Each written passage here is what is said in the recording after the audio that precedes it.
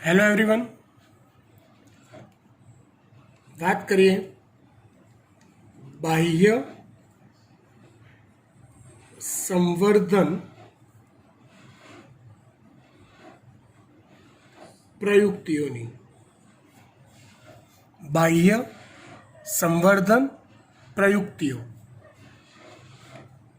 પહેલા આપણે આનો અર્થ સમજી લઈએ. પ્રયુક્તિઓ, તો પ્રયુક્તિનો અર્થ થાય આઈડિયા. ચોક્કસ પ્રકારના આઈડિયાઝનો ઉપયોગ કરવો. સંવર્ધન એટલે પ્રજનન અથવા નવી સંતતિનું નિર્માણ કરવાની પ્રક્રિયા. બાહ્ય એટલે એકચ્યુઅલી સંવર્ધન બે પ્રકારના હોય. એક હોય છે અંતઃસંવર્ધન,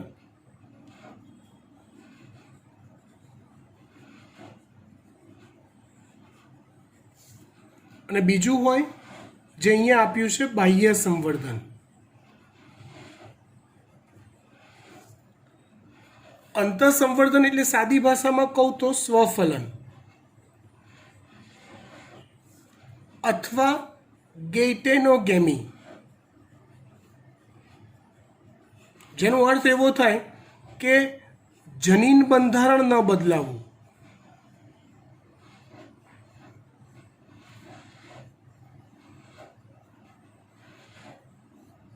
અથવા એવું કહેવાય કે ભિન્નતા ન સર્જાવી.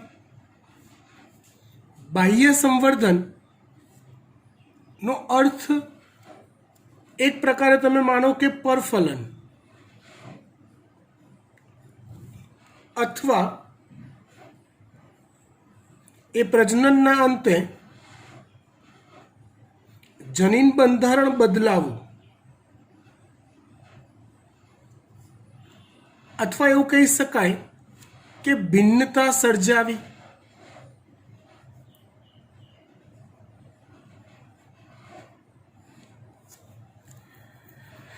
હવે બાહ્ય સંવર્ધન પ્રયુક્તિઓ મતલબ કે ભિન્નતા સર્જવા માટે પરફલન થવું અનિવાર્ય છે. તો પરફલન થવા દેવા માટે કરવામાં આવતા આઈડિયાઝ, મતલબ કઈ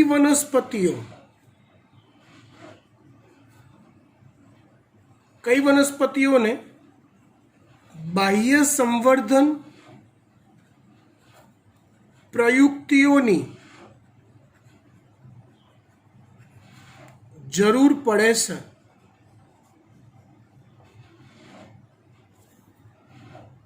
તો જવાબ એવો આપી શકાય કે જે વનસ્પતિઓ દ્વિલિંગી પુષ્પ ધરાવતી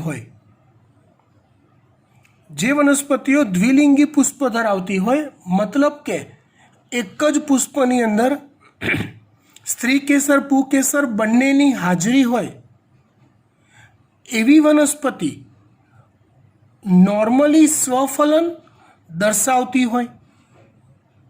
એટલે નોર્મલી સ્વફલન થવું એનો સામાન્ય ગુણધર્મ કહેવાય. પણ સતત સ્વફલન અથવા અંતઃસંવર્ધન થયા કરે તે વનસ્પતિની જાત માટે નુકસાન કરતા છે.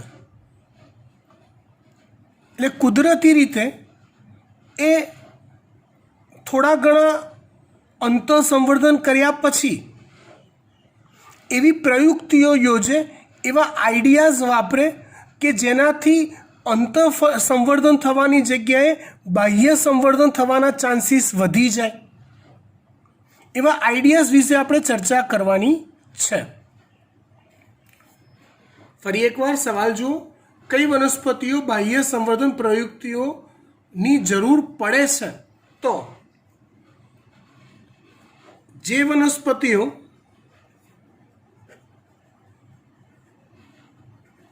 દ્વિલિંગી પુષ્પ ધરાવતી હોય અને સામાન્ય રીતે અંતઃસંવર્ધન, જનીન બંધારણ ન બદલાય એવું સંવર્ધન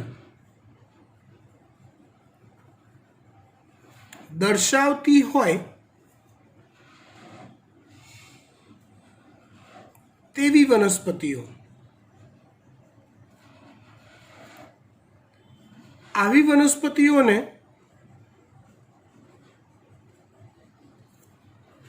ભિન્નતા ઉત્પન્ન કરવા માટે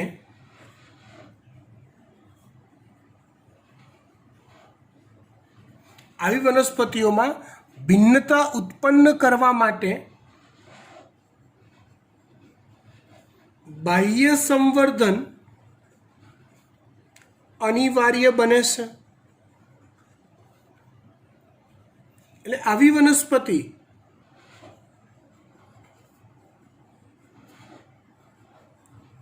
સતત અંતઃસંવર્ધન દર્શાવવાની જગ્યાએ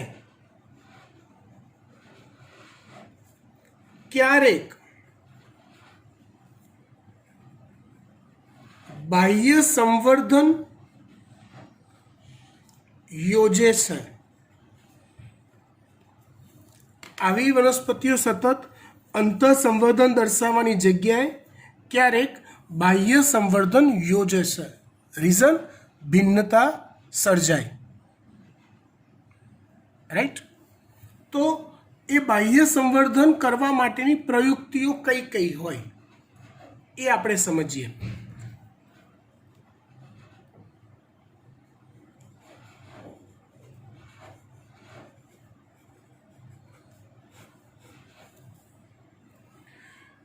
તેની પ્રયુક્તિઓમાં પહેલી પ્રયુક્તિ આવે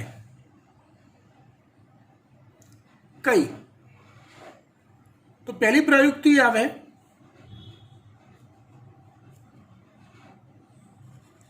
પૃથક પક્વતા.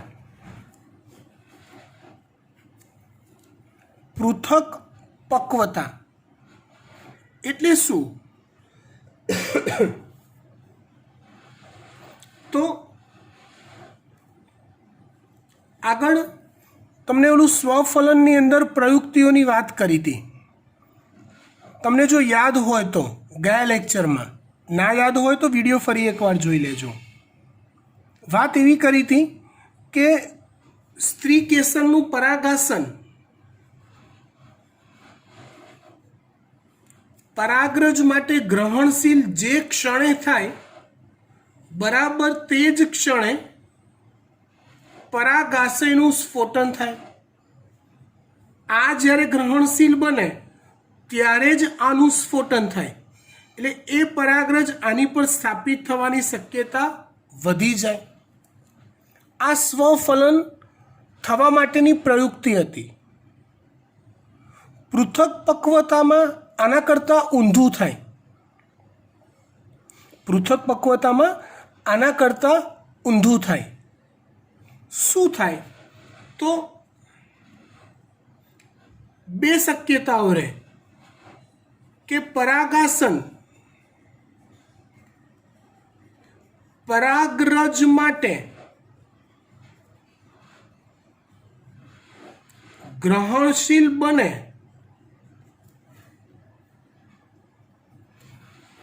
તેના કરતા ખૂબ વહેલું પરાગાશયનું સ્ફોટન થઈ જાય. સમજો, આ પરાગરજમાં માટે ગ્રહણશીલ થયું જ ના હોય ને આ પાર્ટીનું સ્ફોટન થઈ જાય. એ સ્ફોટન થાય પછી પરાગરજ અહીંયા બેસે ને તો ઓલી પરાગનલિકા બનીને ફલન ના થાય, બધું ઉડી જાય, વેરણ છેરણ થઈ જાય. રાઈટ. બીજી શક્યતામાં એવું બને કે પરાગાશયનું સ્ફોટન થાય એના બહુ બધા સમય પહેલાં પરાગાસન ગ્રહણશીલ બની ગયું હોય. હવે આનું સ્ફોટન થાય એના બહુ ટાઈમ પહેલાં ગ્રહણશીલ થઈ ગયું હોય એટલે શું થાય, બીજી વનસ્પતિના પુષ્પની પરાગરજ આવી અહીંયા સ્થાપિત થવાની શક્યતાઓ વધી જાય. પૃથક પક્વતા મતલબ પરિપક્વ થવાના સમયમાં ફેરફાર થવો.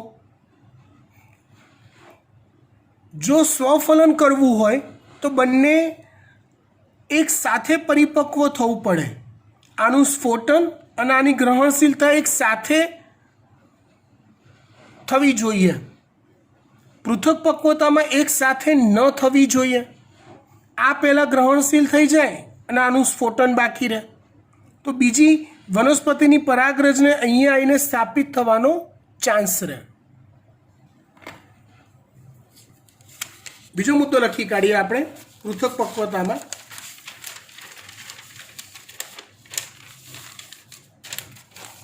એક જ મિનિટ.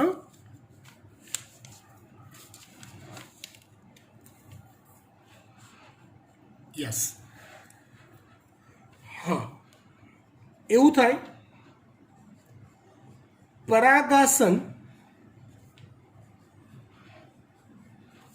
પરાગરજ માટે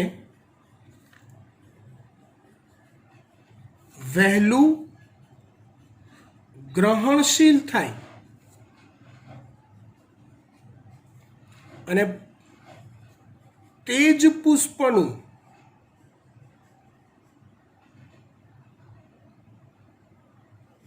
ની પરાગાશયનું સ્ફોટન લેટ થાય એટલે બીજા પુષ્પની પરાગરજને સ્થાપિત થવા માટે ચાન્સ મળી રહે. આ એક મેથડ થઈ. આવી ઘણી બધી મેથડ હોય. બીજી એવી મેથડ હોય જેમાં પુંકેસરની લંબાઈમાં ઘટાડો થાય. આ બહુ જોરદાર આઈડિયા છે. નોર્મલી પુષ્પમાં કેવું હોય, નોર્મલી સામાન્ય સંજોગોમાં આવું હોય કે સ્ત્રી કેસર કરતાં પુંકેસરની હાઈટ વધારે હોય એટલે પરાગાશયનું સ્ફોટન થાય તો પરાગરજ અહીંયા જવાની સંભાવના વધી જાય.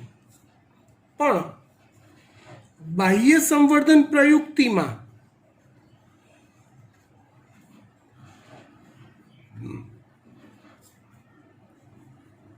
આવું થાય.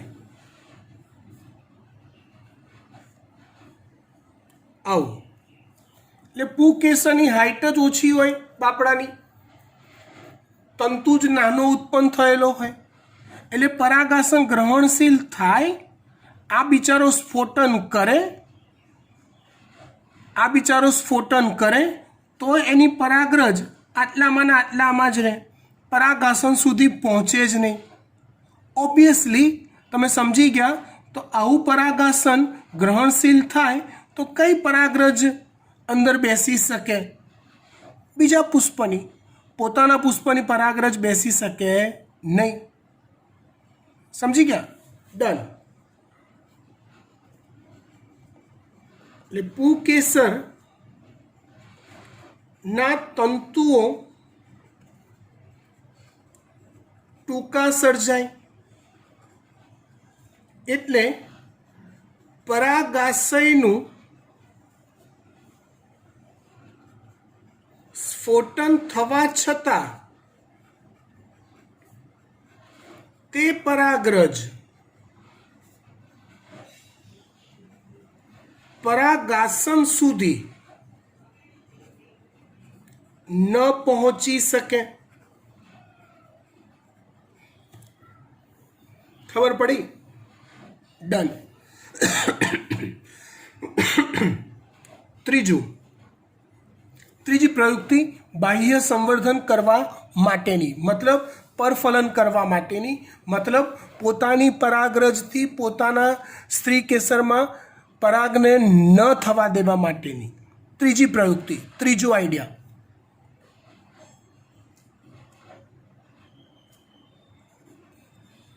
પરાગાસન અને પરાગાશય બંનેના મુખ વિરુદ્ધ દિશામાં સર્જાય.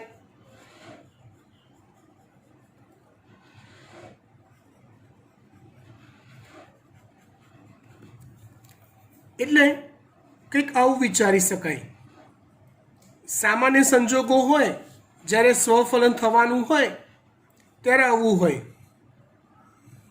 આ સ્ત્રી કેસરનું પરાગાસન છે અને પુ કેસર એની નજીકમાં જ આસપાસ ક્યાંક મંડાયેલું હોય, મતલબ એવા એંગલથી ગોઠવાયેલું હોય કે પરાગાશયનું સ્ફોટન થાય અને પરાગરજ અહીંયા જ સ્થાપિત થઈ જાય. પણ જ્યારે બાહ્ય સંવર્ધન પ્રયુક્તિ થવાની હોય, જ્યારે બાહ્ય સંવર્ધન પ્રયુક્તિ થવાની હોય ત્યારે આવું થાય.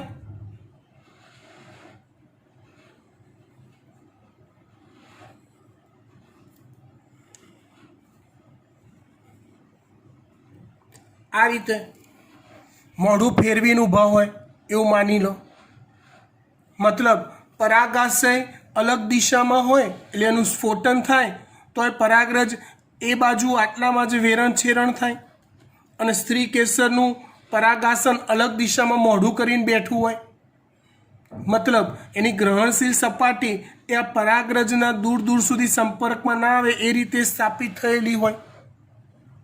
આવી પણ પ્રયુક્તિ હોય છે. ચોથી અને સૌથી ઇમ્પોર્ટન્ટ પ્રયુક્તિ, ધ્યાન આપજો, બહુ જ કામની પ્રયુક્તિ છે.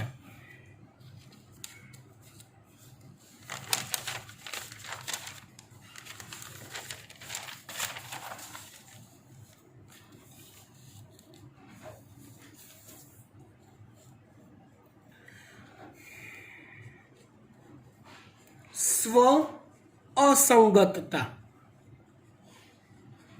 આ ટેકનિકલી સમજવી બહુ જરૂરી છે, બહુ જોરદાર વસ્તુ છે. આ સ્ત્રી કેસર હોય, આ એનું પરાગાસન છે.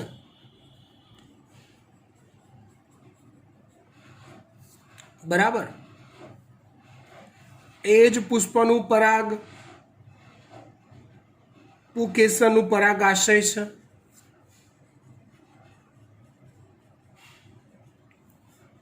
નોર્મલી કેવું હોય સમજો હો બરાબર. પુકેસરની જે પરાગરજ હોય ને, આ રહી પરાગરજ. તો એ પરાગરજને હું ઝૂમ કરું છું.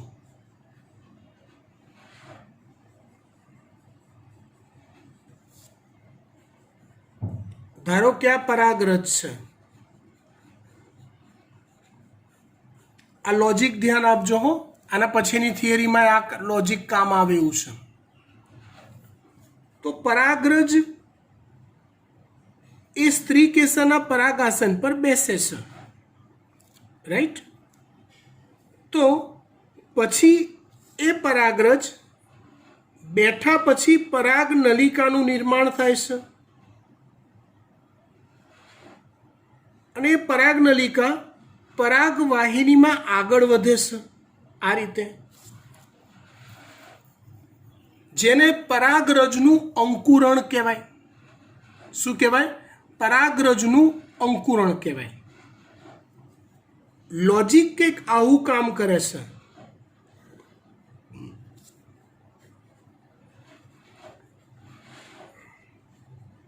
શું? તો કે પરાગરજની સપાટી પર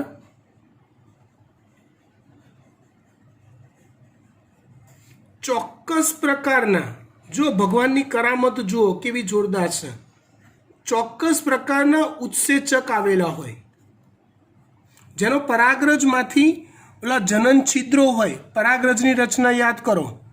સ્પોરોપોલિનથી ઢંકાયેલા ન હોય એવો વિસ્તાર, જેને જનન છિદ્રો કહેવાય, તો એમાંથી ચોક્કસ ઉત્સેચકોનો સ્ત્રાવ થતો હોય અને પરાગાસનમાં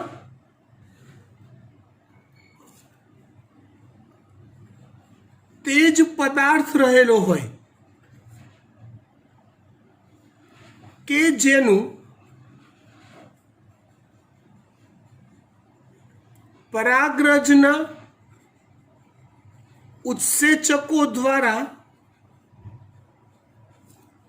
વિઘટન થઈ શકતું હોય.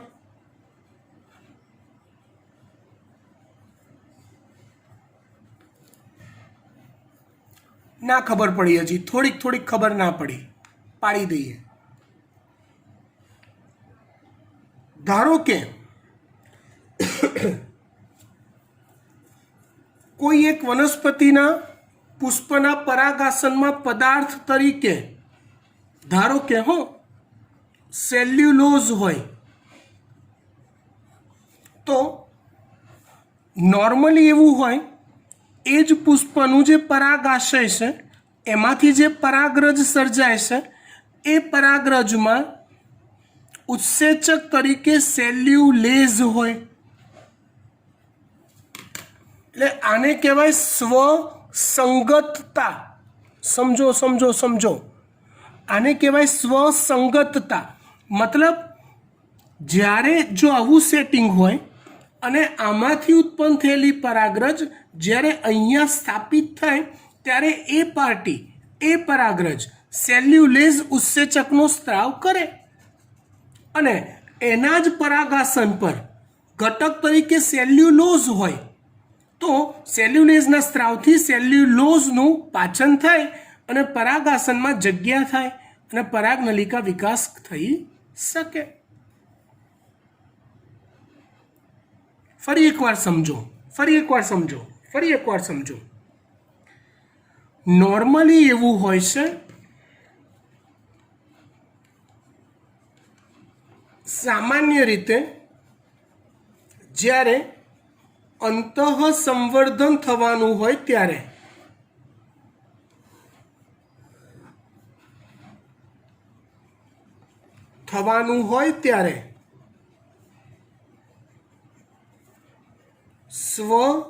સ્વસંગતતા જળવાય છે. સ્વસંગતતા જળવાવી એટલે શું? તો કે પરાગાસન પર નો ઘટક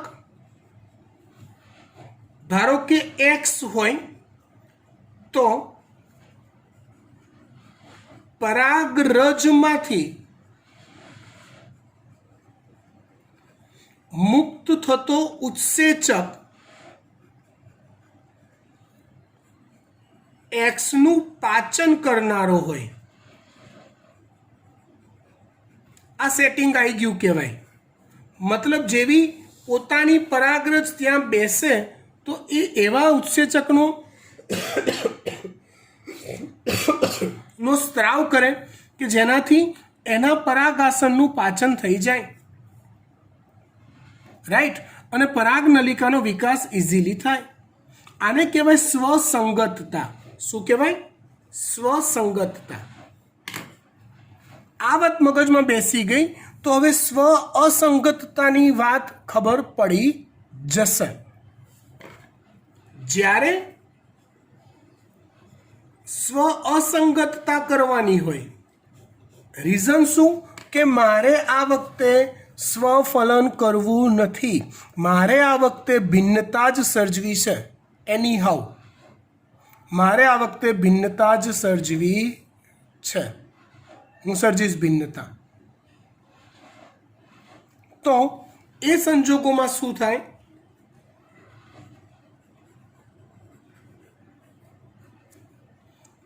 પરાગાસન ની સપાટી પરનું દ્રવ્ય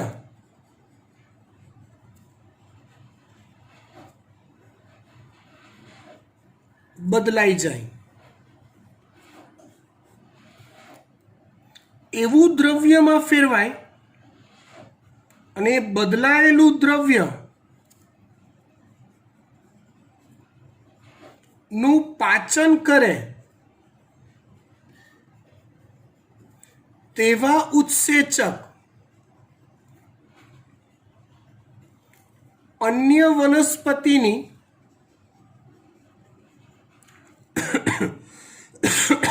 પરાગરજમાં હોય. એટલે આમાં કેવું છે, પરાગરજ તો બિચારું નિર્દોષ છે, એને તો કશી જ ખબર નથી. એ તો સ્ફોટન કરે છે ને પરાગરજ પોતાની અહીંયા બેસે છે અને ઉત્સેચકનો સ્ત્રાવ ચાલુ કરી દે છે.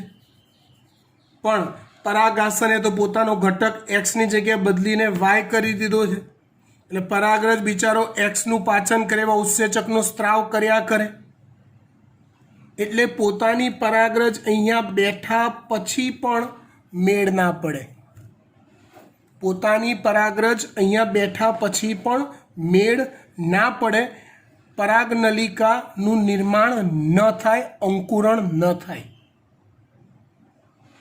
આવા આઈડિયાઝ વપરાય જેને કહેવાય બાહ્ય સંવર્ધન પ્રયુક્તિઓ. કેવા આઈડિયાઝ વપરાયા? તો 4 પ્રકારના મેં આઈડિયાઝ કીધા. એક કીધું પૃથક પક્વતા, બંને પોતાની પરિપક્વતાનો ટાઈમ બદલી કાઢે.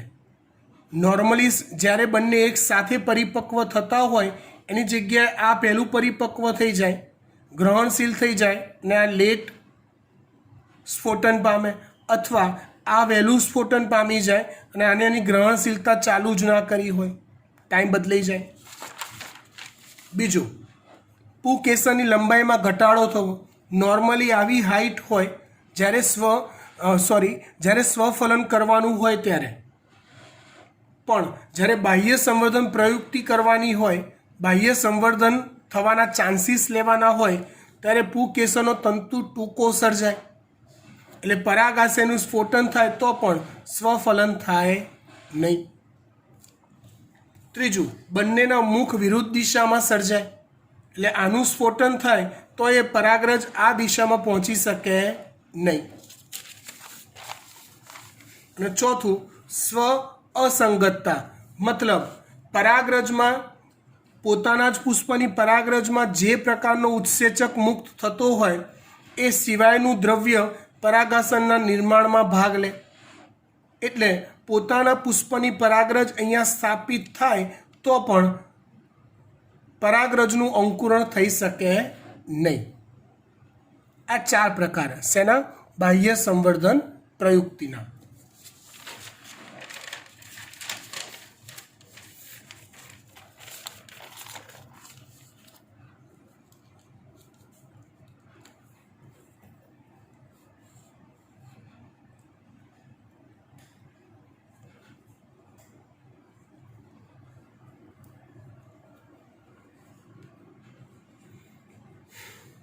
ત્યાર પછી આગળ બીજી થિયરી સ્ટાર્ટ કરીએ આપણે.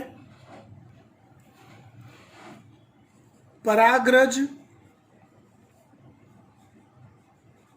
સ્ત્રીકેસર આંતર પ્રક્રિયા. આ થિયરીનો એક મુદ્દો આગળ મેં બાહ્ય સંવર્ધન પ્રયુક્તિમાં ચલાવી દીધો છે અને એ જ નવો મુદ્દો છે.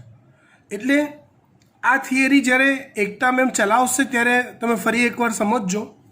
હું તમને એની ઉપર છેલ્લી માહિતી આપી દઉં કે એમાં કેટલી વાત કરી છે.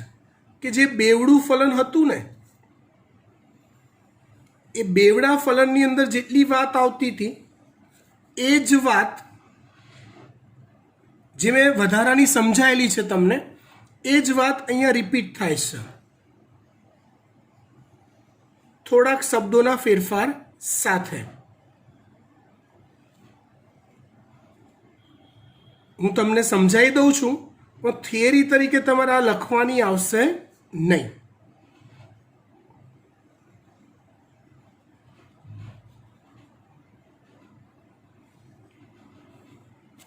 જો પરાગરજ જ્યારે અહીંયા સ્થાપિત થાય, સ્ટેપ ખાલી આપણે લખી કાઢીશું. તો સ્ટેપ 1, આંતરપ્રક્રિયાના સ્ટેપ 1.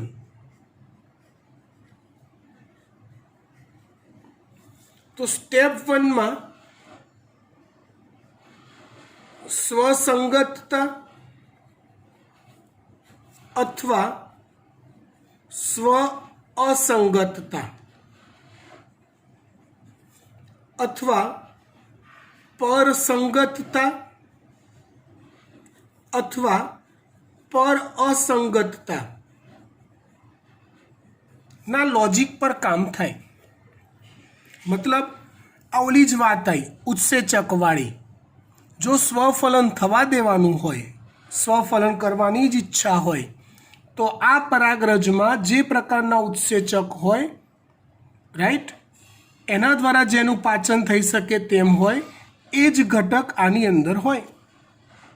અને જો સ્વ અસંગતતા કરવાની હોય, મતલબ એઝ એ બાહ્ય સંવર્ધન પ્રયુક્તિ કરવાની હોય, તો બંનેના ઘટકો બદલાઈ જાય.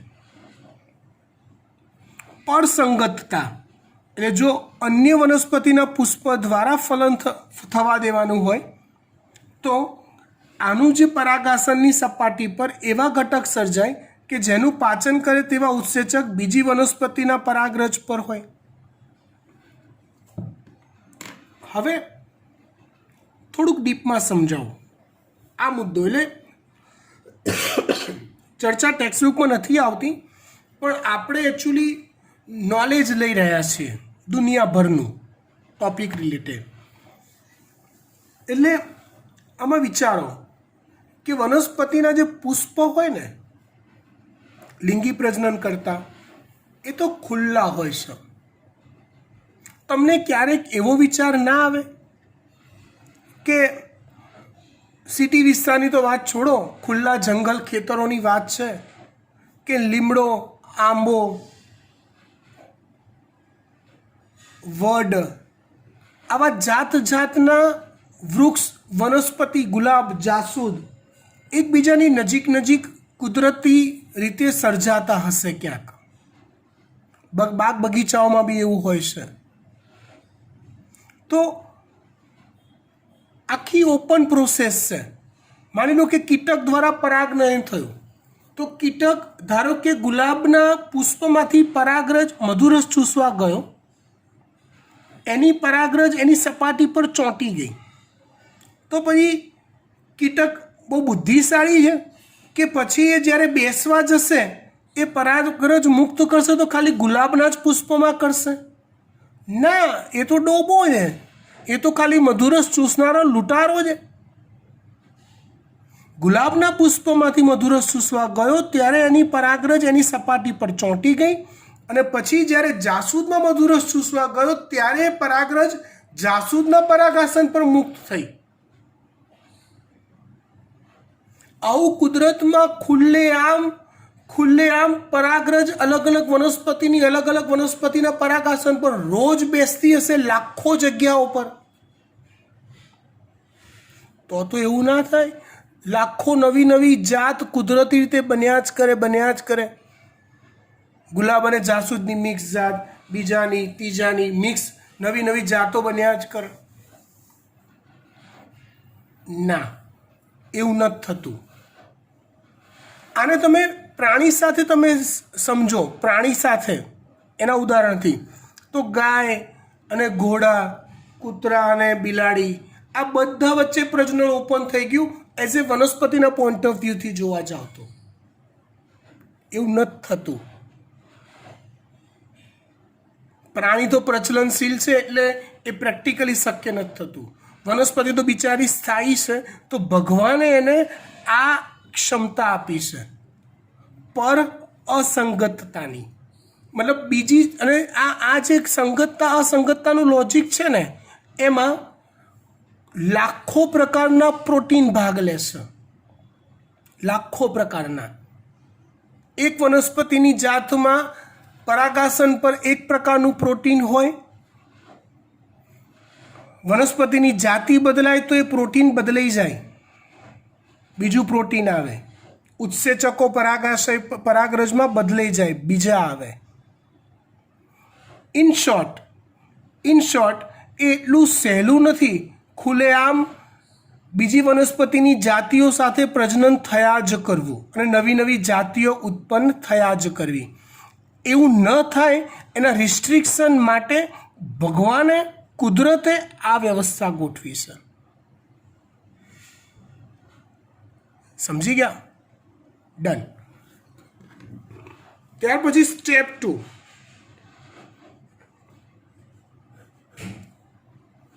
સ્ટેપ 2 માં પરાગ નલિકાનું અંકુરણ થાય, જેમાં 2 એકકીય પૂજન્યો હોય. પરાગ નલિકા પરાગ વાહિનીમાં માર્ગ કરતી કરતી આગળ વધે, અંડ છિદ્ર સુધી પહોંચે. બીજા સ્ટેપમાં પરાગ નલિકા પરાગ વાહિનીમાં માર્ગ કરી આગળ વધે છે. પરાગ નલિકા પરાગ વાહિનીમાં માર્ગ કરી આગળ વધે છે. ક્યાં સુધી પહોંચે છે? અંડ છિદ્ર સુધી. ક્યાં સુધી? અંડ છિદ્ર સુધી. ત્યાર પછી સ્ટેપ નંબર 3, એમાં ઓલી લાઇસોઝોમ વાળી વાત આવે. લાઇસોઝોમ પાચક ઉત્સેચકોનો સ્ત્રાવ કરતું જાય અને પરાગ વાહિનીમાં આવેલા કોષોનું વિઘટન કરીને માર્ગ ઊભો થતો જાય. સ્ટેપ 3, સહાયક કોષોનું મહત્વ.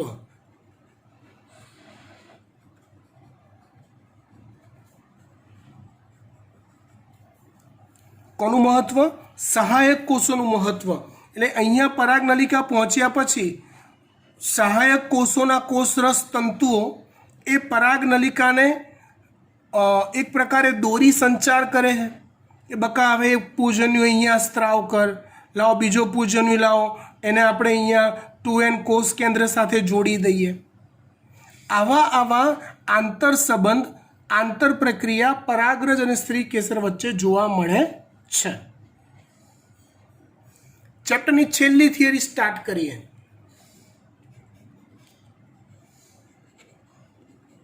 કૃત્રિમ પરફલન.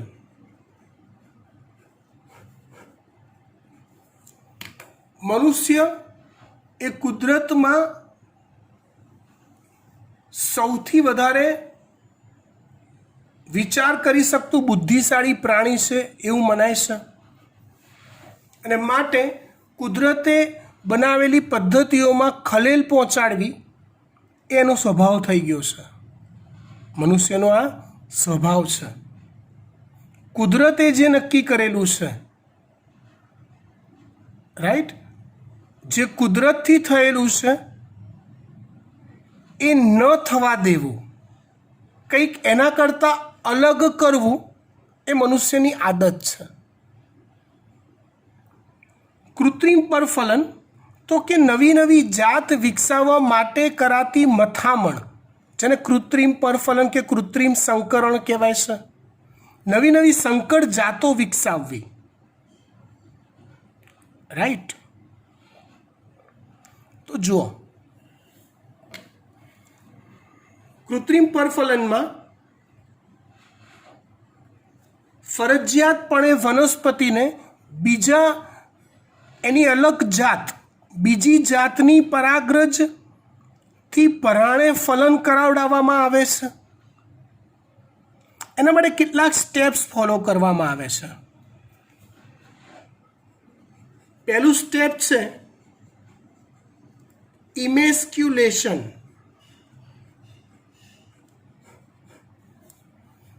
પહેલું સ્ટેપ છે ઇમેસ્ક્યુલેશન. એટલે શું? તો સમજો,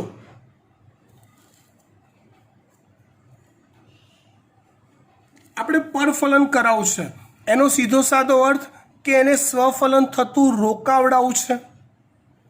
સીધો સાદો અર્થ સ્વફલન થતું આપણે રોકાવડાવું છે, તો જ પરફલન થશે. વનસ્પતિ પોતાની ઈચ્છાથી અત્યારે પરફલન નથી કરતી, પણ આપણે કરાવડાવશે. તો આ સ્ત્રી કેસર હોય, આ પુકેસર હોય, એક જ પુષ્પના. તો ઇમેસ્ક્યુલેશન એટલે જળની જેમ ખેંચમ ખેંચી નહીં કરવાની, પણ ડિસેક્શન બોક્સમાં આપણી પાસે ઓલો પતલો ચીપિયો હોય છે. જો ડિસેક્શન બોક્સ વસાયું હોય તો જોજો, જેને ફોર્સેપ કહેવાય છે. બે હોય, એક જાડો પોઈન્ટવાળો અને બીજા પતલા પોઈન્ટવાળો. કોઈક વાર ખોલીને જોજો ના જોયું હોય તો. તે પતલા પોઈન્ટવાળા ફોર્સેપની મદદથી આમ પ્રેમથી પુષ્પના બાકીના ભાગને સ્ત્રી કેસરને નુકસાન ના થાય એ રીતે પ્રેમથી પુકેસરના પરાગાશયને કાચું પરાગાશય મતલબ એનું સ્ફોટન ન થયેલું હોય, હજી અંદર લઘુ બીજાણુ જનનની પ્રક્રિયા ચાલુ હોય, એવા ટાઈમે એ પરાગાશયને કટ કરીને દૂર કરી દેવામાં આવે છે.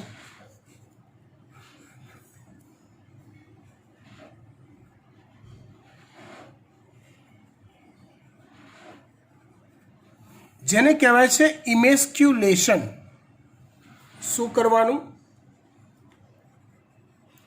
તો સ્વફલન, આપણે કૃત્રિમ પરફલન કરાવવું છે, એટલે સ્વફલન થતું રોકવા માટે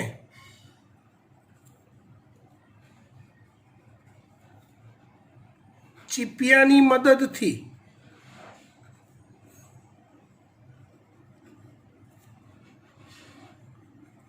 પરાગાશયને સ્ફોટન થાય તે પહેલા કાળજીપૂર્વક દૂર કરવામાં આવે છે, જેને ઇમેસ્ક્યુલેશન કહેવાય છે. બીજું સ્ટેપ,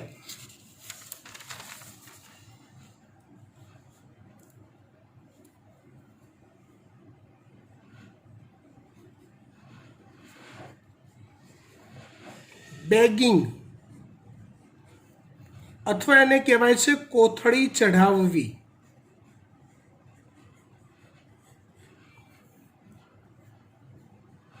જો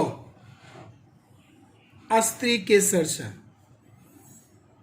આ પુકેસર જેના પરાગાશય આપણે દૂર કરી દીધા છે, એટલે એ પરાગરજ તો અહીંયા આવવાથી રહી, પણ સ્ત્રી કેસરનું પરાગાસન ગ્રહણશીલ થયું અને તમે બધું ખુલ્લું રાખ્યું તો બીજા પુષ્પની પરાગરજ આવીને બેસી ના જાય ગમે તે રેન્ડમની.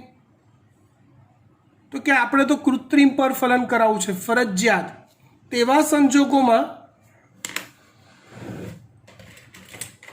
સંજોગોમાં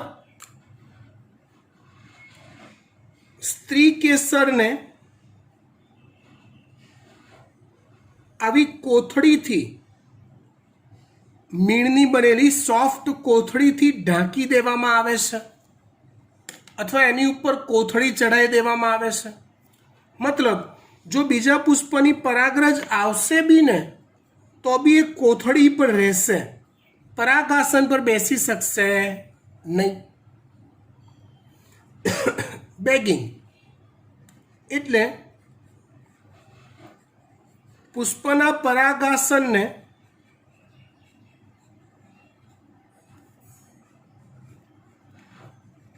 મીણની કોથળી ચઢાવવી. પુષ્પના પરાગાસનને મીણની કોથળી ચડાવવી, જેને કહેવાય છે બેગિંગ. સમજી ગયા? હેતુ શું એનો? તો કે અનિચ્છિત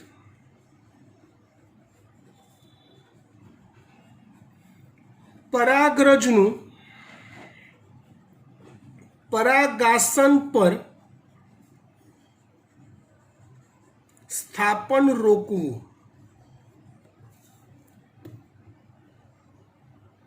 ત્યાર પછી ત્રીજું સ્ટેપ આવે,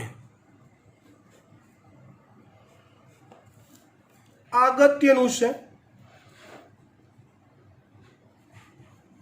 પરપરાગરજ સાથે સંગતતા સર્જવી આ લેબોરેટરીમાં કરવું પડે. તમે પરફલન કરાવી રહ્યા છો કૃત્રિમ, એટલે તમારે ટેકનિકલી એ ચેક કરવું પડે તમે જે પુષ્પના પરાગાસનનો ઉપયોગ કરવા માગો છો જે જાતના, એમાં રાસાયણિક દ્રષ્ટિએ કયું દ્રવ્ય રહેલું છે એ પહેલાં લેબોરેટરીમાં ચેક કરવું પડે. પછી તમે જે બીજી જાત વિચારો છો એની પરાગરજને આની પર સ્થાપિત કરવી છે તમારે, તો એ પરાગરજમાં કયું રાસાયણિક ઉત્સેચક છે એ ચેક કરવું પડે. તમારે એ પરાગરજમાં એ ઉત્સેચક ઉમેરવો પડે કે જે ઉત્સેચક આ સપાટીનું પાચન કરી શકે. વાત સમજી ગયા તમે? મતલબ જે જાત ના સ્ત્રી કેસર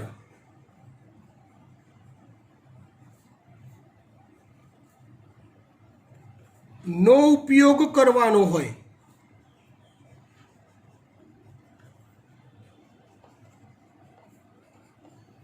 તેના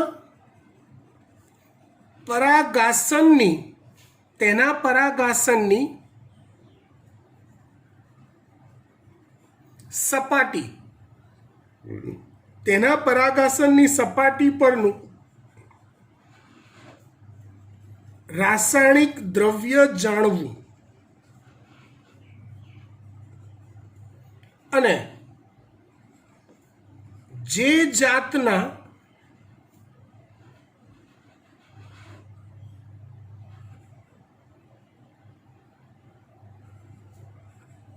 જાતની વનસ્પતિની પરાગરજનો ઉપયોગ કરવાનો હોય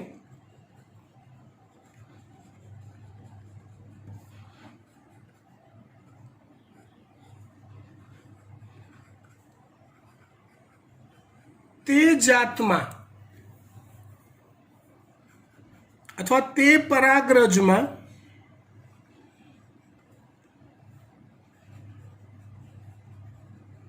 પરાગાસનનું ના રાસાયણિક દ્રવ્યનું પાચન કરે તેવા ઉત્સેચક ઉમેરવા.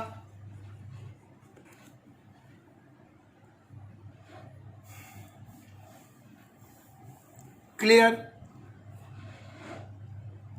ડન. ત્યાર પછી ચોથું સ્ટેપ આવે રીબેગિંગ. ત્રીજા નંબરની પ્રોસેસ પૂરી કરી પછી પરાગરજ જે તમે લાયા છો એ ચીપિયાથી પકડવાની, આ કોથળી કાઢવાની અને પરાગરજને ઓલી સ્થાપિત કરવાની, પાછી કોથળી ચડાવી દેવાની. મતલબ ફૂલ સિક્યોરિટી, બીજી અનિચ્છિત પરાગરજ બેસવી ના જોઈએ. સમજી ગયા? એટલે પરાગરજને સ્થાપિત કરી ફરી કોથળી ચઢાવવામાં આવે છે.